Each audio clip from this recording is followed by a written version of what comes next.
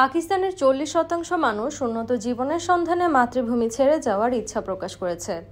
National commission for human rights বৃহস্পতিবার এক গবেষণা প্রতিবেদন প্রকাশ করেছে, যেখানে পাকিস্তানকে ইউরোপে অবৈধ অভিবাসনের জন্য পঞ্চম বৃহত্তম দেশ হিসেবে চিহ্নিত করা হয়েছে।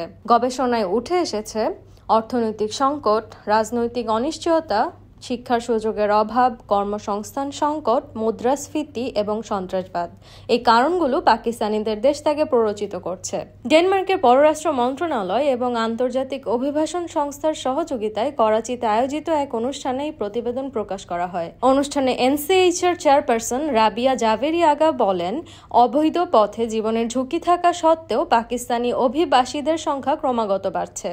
তবে গ্রিস উপকূলে 300 জনেরও বেশি পাকিস্তানির মৃত্যুর পর অবৈধ অভিবাসন ঠেকাতে কঠোর আইনি ব্যবস্থা নেওয়া হয়েছে, যার ফলে পরিস্থিতির কিছুটা উন্নতি হয়েছে। বিশেষজ্ঞরা মনে করছেন, অভিবাসন সংকট মোকাবেলায় কার্যকর নীতি এবং বাস্তবসম্মত কর্মপরিকল্পনা গ্রহণ না করলে এই প্রবণতা আরও বাড়তে পারে।